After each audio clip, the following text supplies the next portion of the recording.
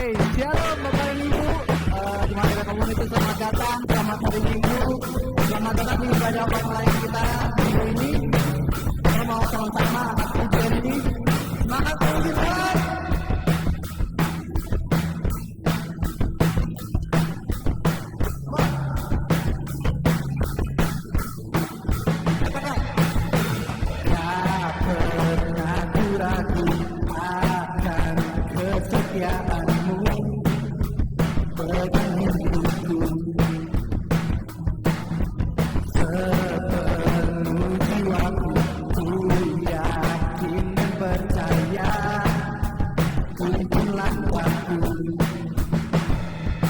Yesus kau raja dalam hidupku, berkuasa percaya untuk selamanya.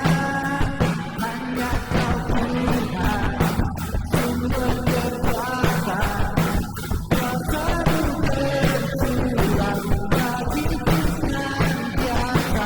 Umat-Mu Tuhan, bukan bersalah dari kemuliaan sampai kemuliaan selamanya.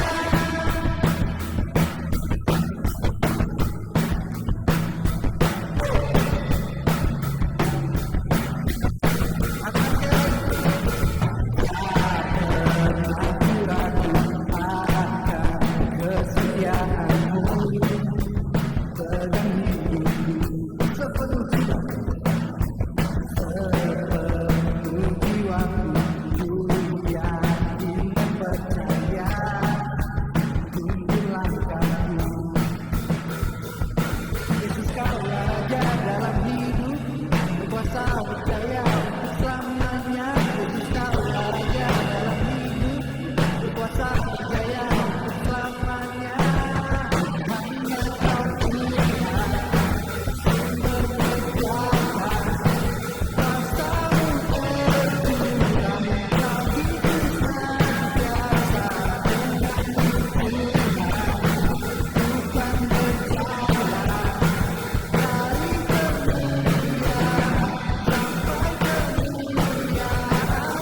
Hanya kau Tuhan, sumber kekuasa, kuasa-Mu tercurah bagiku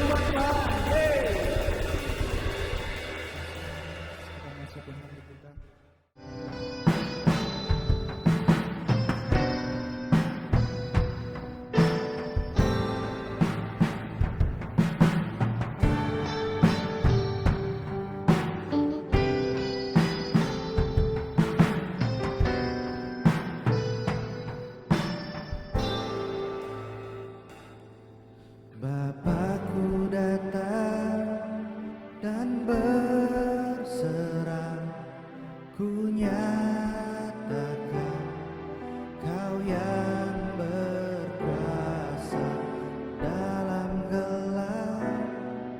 Kau setia, Kau cahaya hidupku.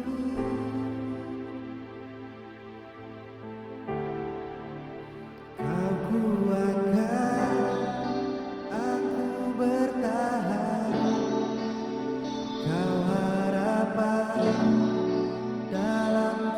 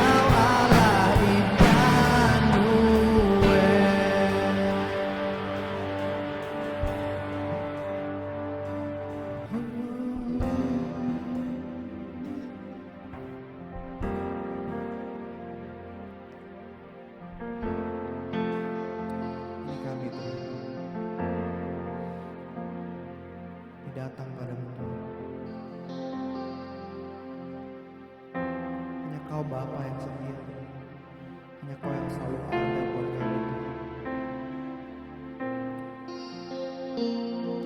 Engkau yang gak akan pernah tinggalkan kami Tuhan, anak-anak-Mu Tuhan.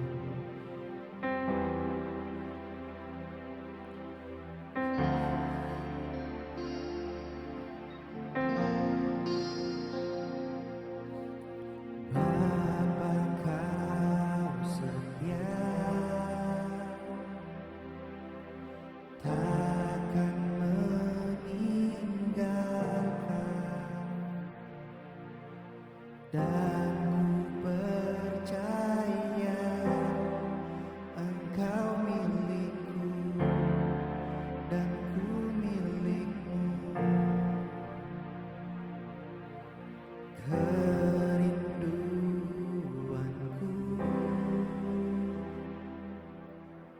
tinggikan nama-Mu,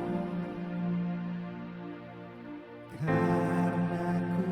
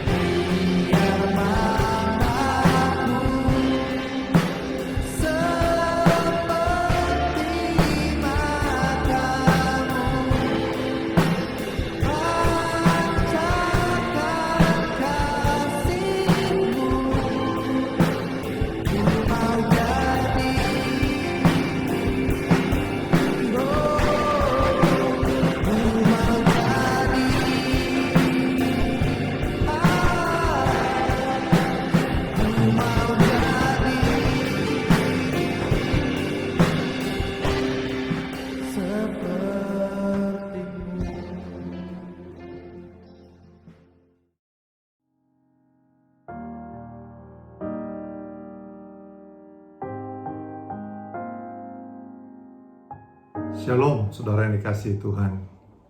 Kita kembali dalam ibadah kita dengan online. Kita masih tetap di rumah, kita masih punya waktu untuk kita bersama-sama ibadah di rumah dengan keluarga-keluarga. Tentu kita percaya Tuhan Yesus tetap baik. Saudara boleh katakan kepada kiri dan kanan saudara bahwa Tuhan Yesus baik.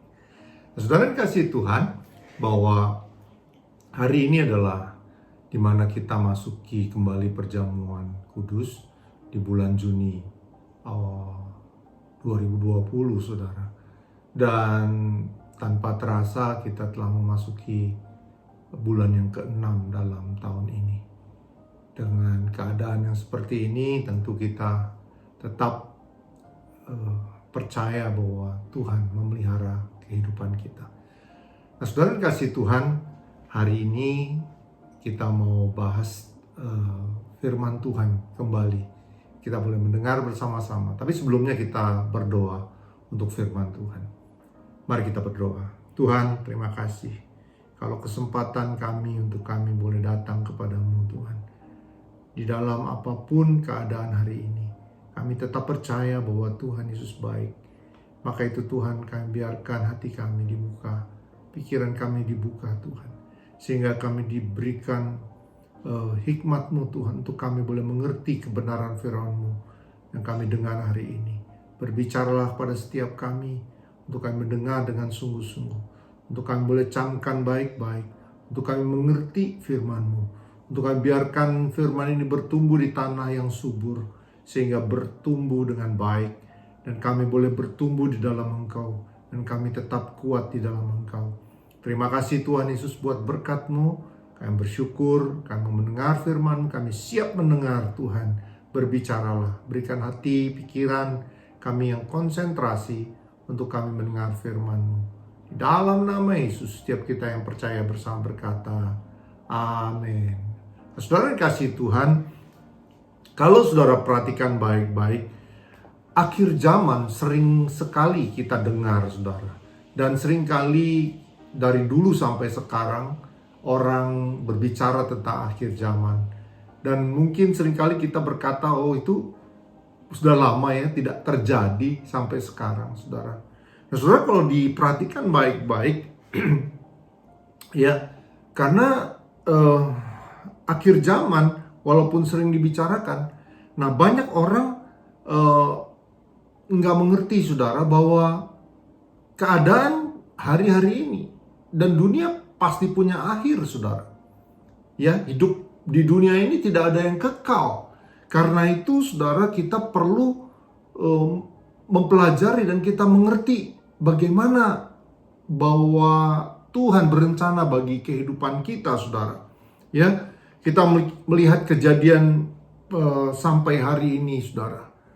Perubahan sungguh sangat besar ya terjadi di dunia ini, saudara. Bayangkan kalau kita dulu belum tahu yang namanya komputer, belum pernah tahu namanya telepon genggam ya atau handphone, saudara. Itu mengalami perubahan sangat cepat sekali, saudara, dalam kehidupan kita. Kalau kita lihat perubahan itu mengubah kehidupan manusia yang tadinya lambat dengan mesin tik, sekarang pakai komputer, saudara. Dan betapa perubahan itu terjadi dan tanpa terasa hari ini orang berkomunikasi dengan cepat dari satu tempat ke tempat lain. Dan tidak dibatasi oleh tempat dan waktu mereka bisa berkomunikasi, saudara. Bayangkan perubahan yang begitu besar. Adakah itu terjadi negatifnya? Oh, banyak, saudara. Dan banyak terjadi, kira-kira kalau kita perhatikan sekarang kita punya hubungan dengan telepon, saudara. Tapi itu juga membuat hati kita kadang-kadang jauh dengan telepon itu. Kita diberikan alat di mana kita bisa berkomunikasi, tapi tanpa sengaja kita tidak berkomunikasi dengan yang dekat dengan kita, saudara. Karena kita sibuk dengan apa yang kita punya ini, saudara. Nah, itu secara negatif. Yang positif ada, saudara, positif. Bahwa Telepon itu kita bisa membuat janji, kita bisa melakukan segala sesuatunya dengan cepat, baik, saudara. Nah, saudara, itu suatu perubahan yang tidak bisa kita cegah, saudara, dalam hidup di dalam dunia ini, saudara. Nah, saudara yang kasih Tuhan, perubahan apa yang kedua, saudara? Perubahan secara sosial. Ya, orang sekarang sibuk sekali dengan hal-hal dengan kesibukannya sendiri, saudara. Ya, setiap kita pasti punya kesibukan sendiri. Entah itu kita mungkin melakukan sesuatu kegiatan kita, hobi kita, pekerjaan kita, apapun yang kita jalani, saudara. Itu mengubah pola sosial kita. Sehingga seringkali kita meninggalkan satu persekutuan satu sama lain. Saya bersyukur, saudara, kalau keluarga kami tetap ketika malam hari kami berkumpul, baca firman, bahas firman, dan kami boleh saling menulis apa yang menjadi berkat hari ini. Nah, itu menjadi kekuatan bagi setiap kami. Saya bersyukur kami boleh tetap pelihara hubungan keluarga dan Tuhan. Saudara, yang ketiga, perubahan apa yang terjadi, saudara? Kalau saudara melihat adanya banjir di mana-mana, gempa bumi, saudara, ya, kebakaran hutan, itu adalah suatu perubahan iklim yang terjadi. Kita nggak bisa tahan. Kalau di kutub utara dan selatan terjadi pergeseran, es sudah mencair, saudara. Sangat berbahaya bagi dunia ini. Lihat perubahan-perubahan ini kita nggak bisa cegah dalam kehidupan kita, saudara. Nah, saudara yang dikasih Tuhan, dengan adanya perubahan dunia ini, saudara, ini bukan sesuatu yang sesuatu yang secara tiba-tiba, saudara, tapi itu suatu proses yang panjang. Perubahan itu terjadi tanpa kita terasa. Coba bayangkan hari ini kita bisa lihat perubahan itu begitu cepatnya terjadi, saudara. Saya bukan sedang menakut-nakuti, saudara, dengan keadaan ini. Ini realita yang kita harus hadapi, saudara. Kejadian-kejadian terjadi di permukaan bumi ini. Banyak hal, saudara, yang kita nggak duga itu dan terjadi hari ini, saudara. Nah, saudara yang dikasih Tuhan, kita mau buka di dalam Matius 24 ayat 9 sampai 14. Di sini jelas katakan tentang ciri-ciri akhir zaman yang akan terjadi, saudara. Ayat 9. Pada waktu itu kamu akan diserahkan supaya disiksa, dan kamu akan dibunuh dan akan dibenci semua bangsa oleh karena namaku, saudara. Dan banyak orang akan murtad, dan mereka akan saling menyerahkan dan saling membenci. Banyak nabi palsu akan muncul dan menyesatkan banyak orang. Dan karena makin bertambahnya kedurhakaan, maka kasih kebanyakan orang akan menjadi dingin. Tetapi orang yang bertahan sampai pada kesudahannya akan selamat. Dan Injil kerajaan ini akan diberitakan di seluruh dunia, menjadi kesaksian bagi semua bangsa. Sesudah itu barulah tiba kesudahannya, saudara. Lihat di sini jelas di dalam Matius 24, Tuhan Yesus sendiri yang berbicara tentang akhir zaman, saudara. Saya maunya, saudara, kita diangkat sebelum masa penganiayaan terjadi, saudara. Tapi kalau, saudara, itu terjadi dalam hidup kita, kita harus siap, saudara. Seperti Daniel tadi bilang, saudara. Ya, yang ke-32b. Tetapi umat yang mengenal Allahnya akan tetap kuat dan akan bertindak. Nah, saudara yang kasih Tuhan, kalau kita lihat di sini, yang penting adalah bukan kapannya, saudara, kita diangkat duluan atau nantinya, bukan. Bagi kita yang penting, kita harus tetap kuat di dalam Tuhan. Seperti kitab Daniel tadi. Kita bukan golongan orang fasik. Kita adalah golongan orang yang percaya, saudara. Apa yang terjadi, saudara, di dalam Matius 24 tadi. Dan pada waktu itu ada satu siksaan, saudara. Ya, mungkin diburu, saudara. Ya, dibenci oleh bangsa, oleh karena nama Tuhan. Ya, hari ini kita bisa lihat, saudara. Nama Tuhan Yesus banyak juga dihujat oleh banyak orang, saudara. Ya, kalau kita lihat hari-hari ini kita ngalami secara psikologi kita dibenci, saudara, oleh orang-orang yang nggak mengenal Tuhan Yesus. Saudara, kita nggak perlu takut, saudara. Bukan kita yang membela Tuhan, tapi Tuhan yang membela kita, saudara. Ya, dan banyak orang-orang yang kalau kejadian hari-hari ini, saudara, di muka bumi ini, saudara, ya, terjadi bukan hanya orang dibenci, saudara, ya, karena mengenal Tuhan. Orang yang tadi kan orang yang taat, dia orang yang rasa tanda petik, saudara, waduh, teraniaya karena orang lain kok bisa lakukan segala sesuatu. Saya harus menjadi anak Tuhan yang bagaimana? Harus anak Tuhan yang memiliki landasan Injil, saudara. Itu anak Tuhan. Nah, saudara, mungkin kita belum merasakan bagaimana kita dibenci, saudara. Kalau zaman-zaman waktu masa Tuhan Yesus sampai masa Paulus, saudara, mereka dikejar-kejar dan mereka bahkan ada yang dibunuh. Mereka betul-betul menyaksikan bagaimana penderitaan mereka menjadi anak-anak Tuhan. Kita bersyukur hari ini kita tidak mengalami demikian, saudara. Ya, mungkin kita nyaman hari ini. Kita bahkan terlena dengan situasi ini. Makanya kita nggak pernah beritakan Injil kepada orang lain, saudara. Karena kita nyaman sekali hidup kita, saudara. Kita bersyukur, saudara, memang. Ya, tapi tahukah saudara juga terjadi banyak hal di belahan bumi lain atau di negara kita, saudara. Orang mulai murtad. Banyak orang yang menukarkan Kristus dengan uang. Banyak juga orang yang menukarkan Kristus dengan perjodohan. Saya sedih, kemarin saya baca ada satu artikel, saudara.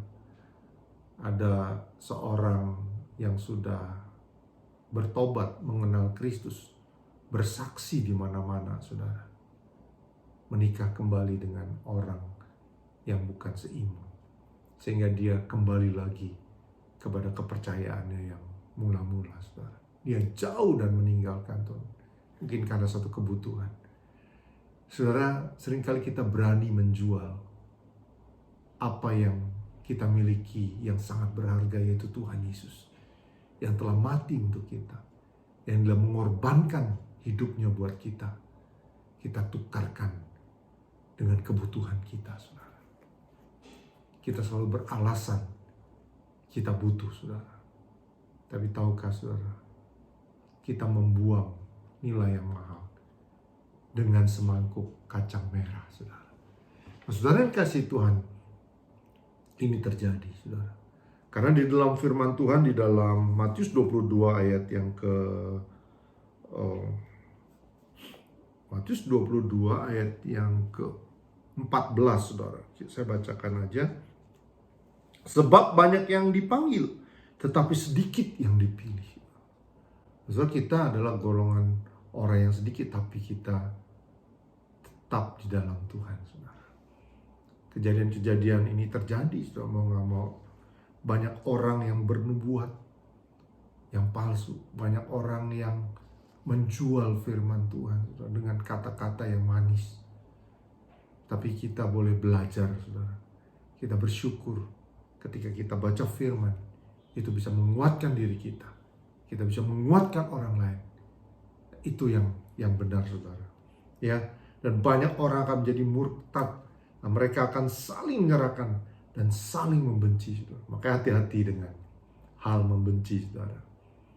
Jangan sampai ketika kita punya teman dengan satu masalah sedikit, kita membenci, saudara. Kita nggak bisa lagi, pokoknya saya sulit untuk berteman dengan kamu, saudara. Ini ciri-ciri akhir zaman loh, saudara.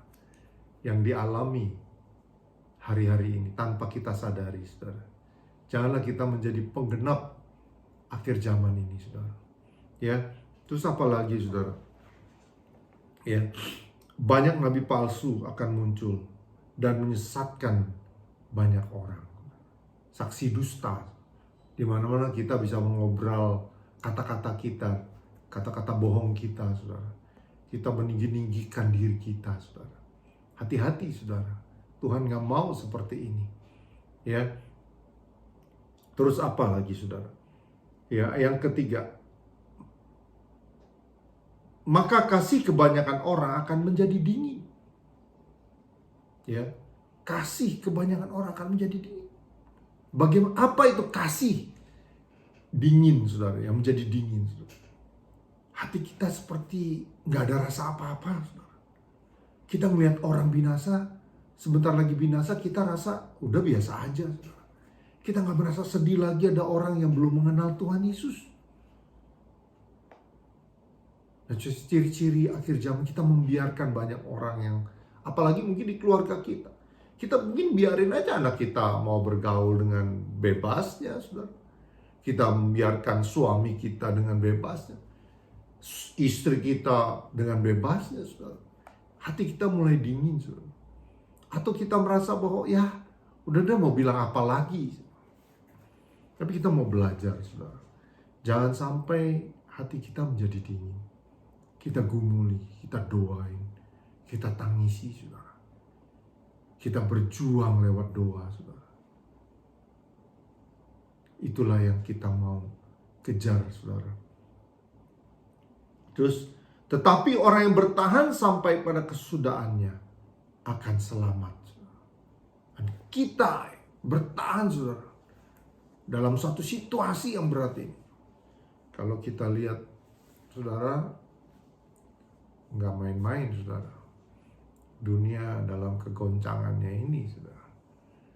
Ya, nggak mudah untuk mengatasinya, saudara.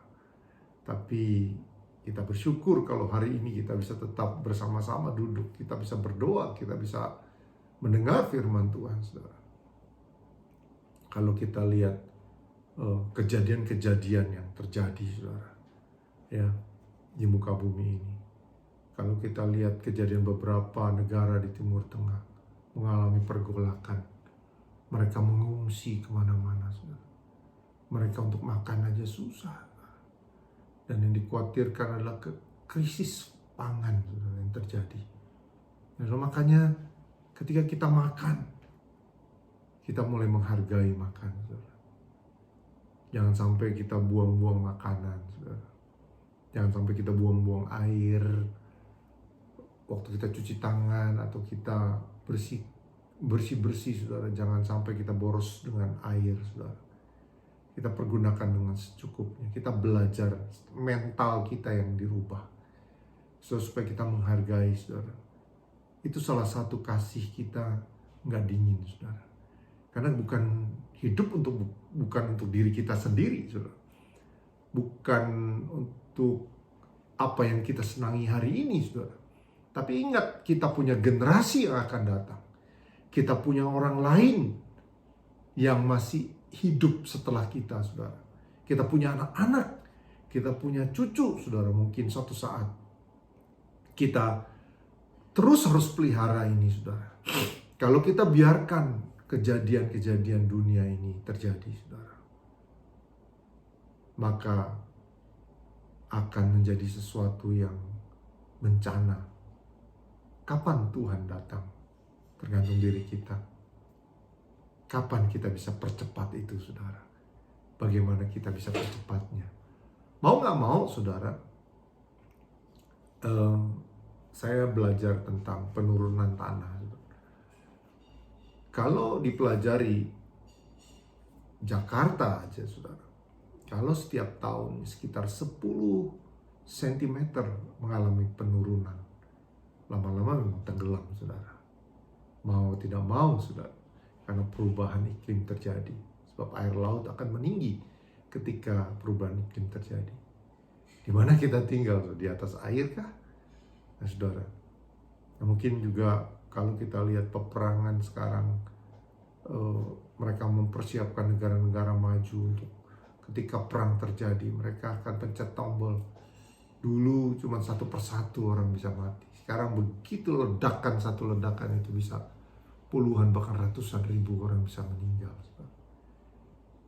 Betapa dahsyatnya terjadi ketika dunia mengalami perubahan yang ke arah negatif, saudara. Jangan sampai kasih kita menjadi dingin. Bilang kepada kiri kanan kita, saudara, biarlah kasih kita hangat. Bilang kiri kanan saudara, kasih kita tetap hangat saudara.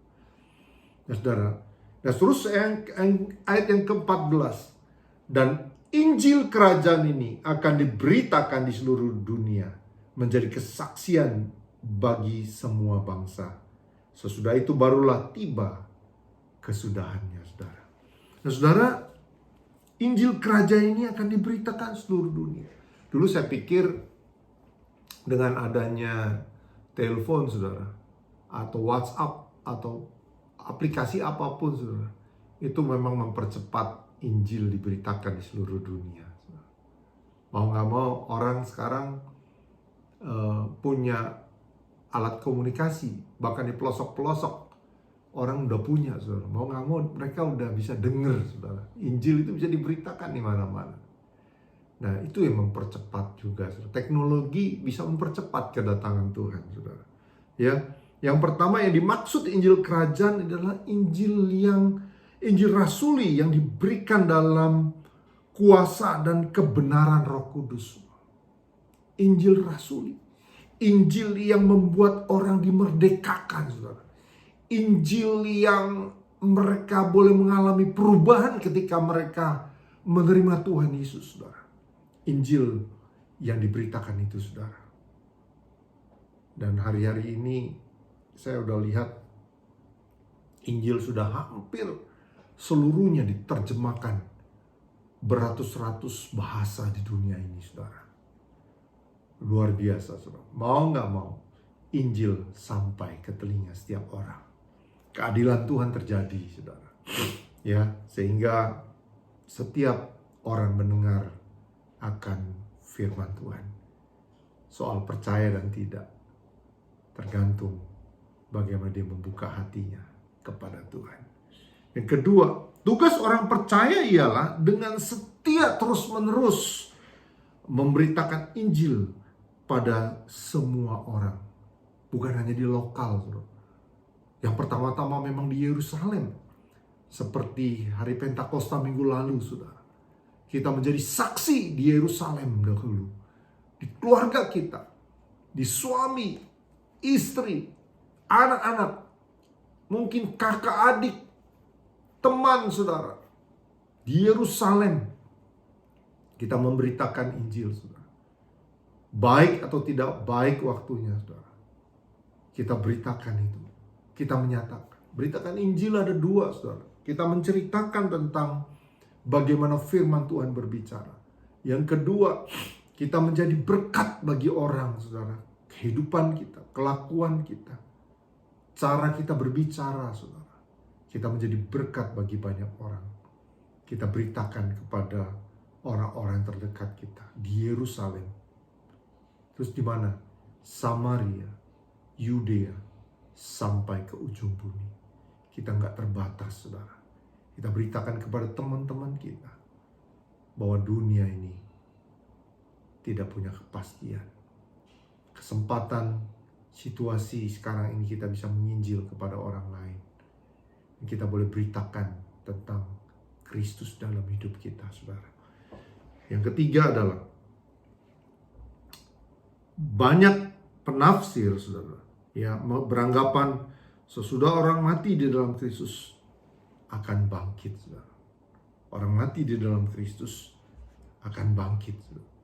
Ya, jadi jangan khawatir, saudara. Ketika kita percaya, saudara, ya, sesudah itu barulah tiba kesudahannya. Semua boleh terjadi dengan di muka bumi ini, saudara. Semua boleh nggak bisa kita tahan, saudara, dengan keadaan ini, saudara. Ya, tetapi kita orang yang percaya, sesudah itu barulah tiba kesudahan. Ketika kesudahan itu terjadi, saudara, kita tetap kuat di dalam Tuhan. Dalam Daniel tadi katakan, tetapi umat yang mengenal Allahnya akan tetap kuat dan akan bertindak, saudara. Kita akan tetap kuat dan kita bertindak dengan situasi apapun dunia ini yang menggiring kehidupan kita, saudara.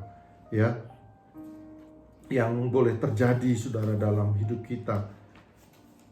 Kita buka di dalam 1 Tesalonika 4 ayat 16 sampai 17 dikatakan begini. Ayat 16. Sebab pada waktu tanda diberi, yaitu waktu penghulu malaikat berseru dan sangkakala Allah berbunyi, maka Tuhan sendiri akan turun dari surga, dan mereka yang mati dalam Kristus akan lebih dahulu bangkit, saudara. 17.